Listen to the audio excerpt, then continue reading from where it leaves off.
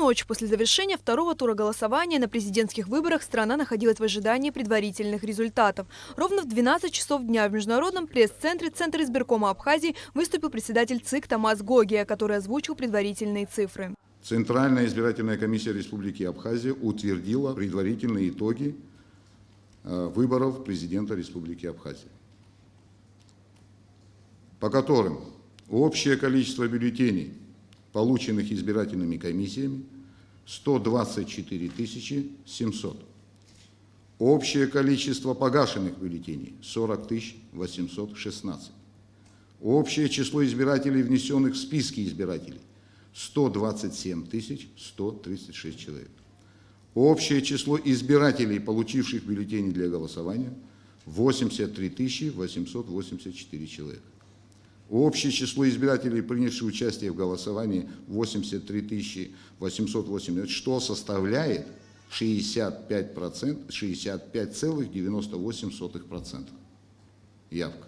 Председатель Центральной избирательной комиссии перешел непосредственно к кандидатам и озвучил суммированные значения по числу голосов. Кандидат в президенты Квицыня Алхас Алексеевич, за которого проголосовали 38 742 человека, что составляет 46,19%. Кандидат в президенты Хаджимба Рауль Джумкович, за него проголосовало 39 741 человек, что составляет 47,38%. Общее число голосов, поданных против всех кандидатов в президенты, 3154. Общее число бюллетеней, признанных недействительными, 2246.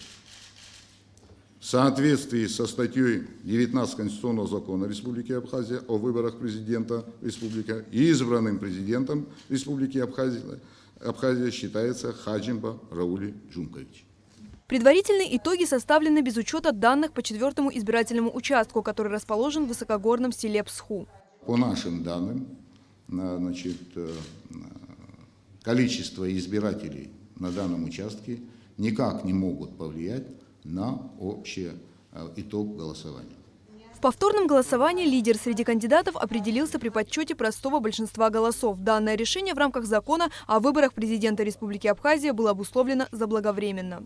ЦИК принимал решение, исходя из тех соображений, которые на сегодняшний момент существуют и были приняты согласованно со всеми заинтересованными сторонами.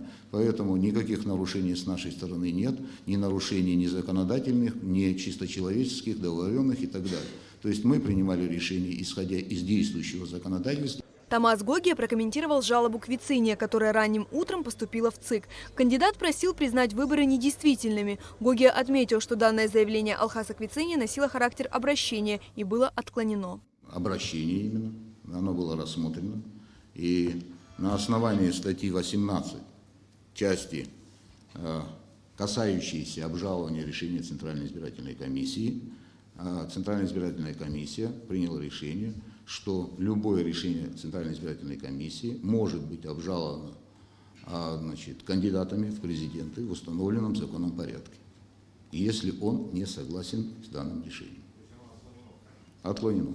Окончательные результаты выборов президента Абхазии будут озвучены в течение 3 дней. В этот период кандидаты имеют право обжаловать решение Центральной избирательной комиссии в Верховном суде республики, подчеркнул Гогия.